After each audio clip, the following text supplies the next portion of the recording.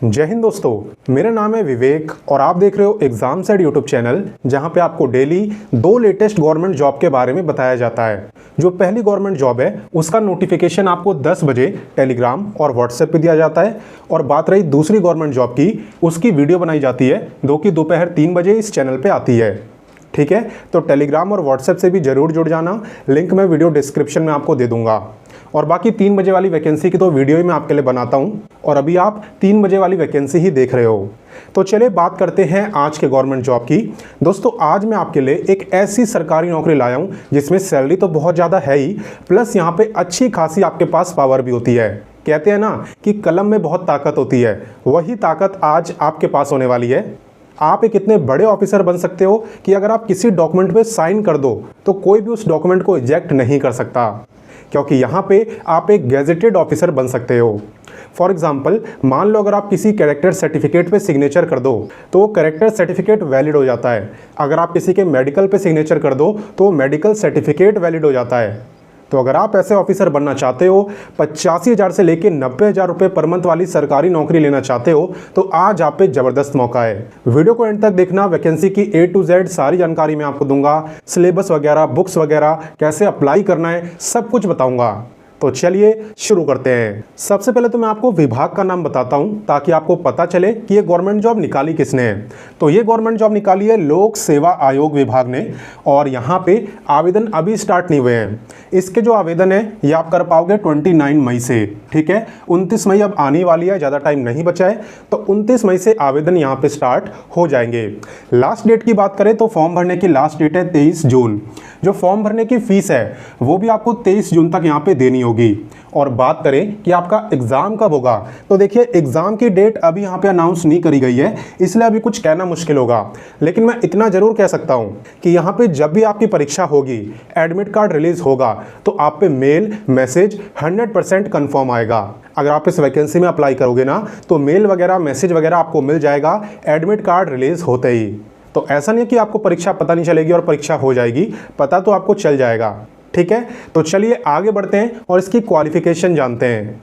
यहाँ पे अगर आपको ऐसा लग रहा है कि आप बहुत बड़े ऑफिसर बनने वाले हो तो हो सकता है क्वालिफिकेशन बहुत ज़्यादा मांगी हो, तो ऐसा बिल्कुल नहीं है। यहाँ पे अगर आप मात्र ग्रेजुएट हो, बस आपने ग्रेजुएशन करा है किसी भी फील्ड में, तो आप यहाँ पे असिस्टेंट सेक्शन ऑफिसर बन सकते हो। इसे हम शॉर्ट फॉर्म में कहते हैं ASO। हो सकता है आपने लोक सेवा विभाग के बारे में उतना ना सुना हो, लेकिन आपने SSC के बारे में तो सुना ही होगा, SSC CGL। उसके अंदर जो सबसे फेमस पोस्टें हैं वो है इनकम टैक्स इंस्पेक्टर। लेकिन मैं आपको बता दूं, इनकम टैक्स इंस्पेक्टर सबसे बड़ी पोस्ट नहीं है। SSC CGL की सबसे बड़ी पोस्ट 2 है। एक तो आपकी यही है असिस्टेंट सेक्शन ऑफिसर, और एक है असिस्टेंट ऑडिट ऑफिसर। इन्हीं 2 पोस्टों के अंदर आपको सबसे ज़्यादा सैलरी मिलती है। और यहाँ पे वही सेम असिस्टेंट सेक्शन ऑफिसर बनने का आपके पास मौका है, जिसके अंदर बहुत अच्छी सैलरी मिलती है, बहुत हाई सैलरी मिलती है। आप खुद देख सकते हो, आपका जो बेसिक पे है वो 44,900 है। इसके बाद आपको HRA मिलेगा, DA मिलेगा, अदर अलाउंसेस मिलेंगे, तो कुल मिला के आपकी जो सैलरी है वो 90,000 के आसपास हो जाएगी। और ऊपर से आप गैजेटेड ऑफिसर होगे वो अलग। जैसा कि आप जानते होंगे, कई बार यहाँ पे नोटिफिकेशन में लिखा रहता है कि अपने कैरेक्टर सर्टिफिकेट पे किसी बड़े ऑफिसर का या फिर किसी MLA का, किसी SDM का साइन हमें करवा के भेजना।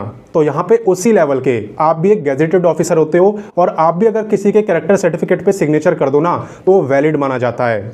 इतनी पावर आपके पास होती है अगर आप यहाँ पे असिस्टेंट सेक्शन ऑफिसर बनते हो। तो कैसे बनना है वो सारा कुछ मैं आपको समझा दूंगा, बिल्कुल चिंता मत करो। फिलहाल के लिए हम इससे आगे बढ़ते हैं। अब मैं आपको बताने वाला हूँ एज लिमिट के बारे में, और यहाँ पे सबसे ज़्यादा ध्यान देना कि एज काउंट कब से हो रही है। तो देखो, एज आपकी काउंट हो रही है 1/8/2025 से। तो आपको ये देखना है कि 1/8/2025 को आपकी जो एज है वो 21 से लेके 37 ईयर के बीच में रहेगी या नहीं। अगर रहेगी तब आप इस वैकेंसी में अप्लाई कर सकते हो। वैसे मैं बता दूं कि अगर आप इसी राज्य में रहती हो जिसमें गवर्नमेंट जॉब आई है और आप फीमेल हो, तब आपकी मैक्सिमम एज 37 ईयर नहीं, तब आपकी मैक्सिमम एज 40 ईयर्स है। बाकी हाँ, अगर आप अदर स्टेट से अप्लाई कर रहे हो तो आप मेल हो फीमेल हो फ़र्क नहीं पड़ता, आपकी मैक्सिमम एज 37 ईयर्स ही रहेगी। क्लियर। बाकी चलिए मैं आपको एज रिलैक्सेशन के बारे में समझा देता हूँ। एज रिलैक्सेशन की जहां तक बात है तो यहाँ पे SC ST को मिलेगा पूरे 5 साल का, OBC को मिलेगा पूरे 3 साल का, फिजिकली हैंडीकैप्ड जो जनरल कैटेगरी में उन्हें 10 साल, SC ST को 15, OBC को 13। एक्स सर्विसमैन की बात करें तो आपको service year plus extra 3 years. और एक बात मैं आपको बिल्कुल साफ साफ बताना चाहूँगा कि एज रिलैक्सेशन का फ़ायदा वही ले पाएगा जो इसी राज्य में रहता है जिसमें गवर्नमेंट जॉब आई है। अगर अदर स्टेट से अप्लाई कर रहे हो ना तो आप सभी बच्चे जनरल कैटेगरी में काउंट होगे। ठीक है, अप्लाई तो कर सकते हो बट काउंट होगे जनरल कैटेगरी में। क्लियर? तो चलिए आगे बढ़ते हैं। तो चलिए अब बात करते हैं वीडियो के सबसे इंपॉर्टेंट टॉपिक में से एक, यानी सिलेक्शन प्रोसेस की। क्योंकि देखिए वो पैसे और पावर वाली सरकारी नौकरी आपको तभी तो मिलेगी जब आपका सिलेक्शन होगा। तो पहला ध्यान आपका सिलेक्शन के ऊपर होना चाहिए, ना कि पैसे और पावर पे। ये मैं आपको मोटिवेशन के लिए बताता हूँ ताकि आपका पढ़ाई में मन लगे, क्योंकि जब हमें पता होता है कि मेहनत करने के बाद हमें क्या फल मिलने वाला है तो एक मोटिवेशन होता है हमारे अंदर, है ना। तो चलिए बात करते हैं अब अपने सिलेक्शन प्रोसेस की। यहाँ पे दोस्तों सबसे पहले आपका प्रीलिम्स एग्जाम होगा। इस एग्जाम के अंदर आपसे टोटल 150 क्वेश्चन पूछे जाते हैं और टाइम आपको मिलता है 2 घंटे 15 मिनट का। यानी अगर मैं पूरा मिनट में बताऊं तो 135 मिनट के अंदर आपको 150 क्वेश्चन करने होते हैं MCQ टाइप के। आपका जो एक क्वेश्चन है वो 1 मार्क्स का ही रहता है और 0.25 मार्क्स की आपकी नेगेटिव मार्किंग होती है। ठीक है, यहाँ पे प्रीलिम्स एग्जाम को क्वालिफाई करने के बाद आपका एक और एग्जाम होता है जिसे हम कहते हैं मेंस एग्जाम। और ये मेंस एग्जाम भी 2 सब्जेक्ट का होता है, 2 बार होता है। तो मैं आपको इसका कंप्लीट सिलेबस बताने वाला हूँ, प्रीलिम्स का भी और मेंस का भी। वैसे मैं बता दूं सिलेबस आप खुद भी देख सकते हो, आप वीडियो के डिस्क्रिप्शन में जाना, वहां पे मैंने आपको ऑफिशियल नोटिफिकेशन का लिंक दिया है, तो उस पर क्लिक करना, नोटिफिकेशन डाउनलोड हो जाएगा। डाउनलोड करने के बाद पेज नंबर 2, 3 और 4 को पढ़ना। इस 3 पेज के अंदर आपको प्रीलिम्स और मेंस दोनों का कंप्लीट डिटेल में सिलेबस दिया हुआ है। बाकी चलिए एक बार मैं आपको दिखा देता हूँ ताकि हमारे बीच कन्फ्यूज़न ना हो। तो देखो अभी मैं नोटिफिकेशन के पेज नंबर 2 पे आ गया हूँ और यहाँ पे सबसे पहले हमें प्रारंभिक परीक्षा यानी प्रीलिम्स एग्जाम का सिलेबस दिया हुआ है। यहाँ पे 50 क्वेश्चन होंगे आपके सामान्य अध्ययन यानी जनरल अवेयरनेस से, 50 क्वेश्चन होंगे सामान्य विज्ञान एवं गणित यानी जनरल साइंस एंड मैथ से, और 50 क्वेश्चन होंगे मानसिक क्षमता यानी कि मेंटल एप्टीट्यूड से। मैंने आपको बताया था कि टोटल 150 क्वेश्चन होते हैं। अगर आपको यहाँ पे डिटेल में सिलेबस जानना हो कि इसके अंदर क्या क्या पढ़ना होता है तो आप यहाँ पे देख सकते हो। सामान्य अध्ययन में क्या क्या पढ़ना है वो सब आपको यहाँ पे बताया गया है। आप देख सकते हो यहाँ पे टॉपिक्स वगैरह के नाम दिए हुए हैं, यही सब आपको पढ़ना है। इसके बाद बात करते हैं सामान्य विज्ञान एवं गणित की। तो सामान्य विज्ञान में आपको क्या पढ़ना है, भौतिक शास्त्र, रसायन शास्त्र, ये सब आपको बताया गया है। गणित के अंदर आपको क्या पढ़ना है ये भी आपको यहाँ पे बताया हुआ है। सिलेबस भले यहाँ पे आपको हिंदी में दिया गया है, लेकिन जब आप पेपर दोगे तो हिंदी और इंग्लिश दोनों लैंग्वेज में क्वेश्चन आपको शो होंगे। किसी भी लैंग्वेज में पढ़ के आप आंसर दे सकते हो।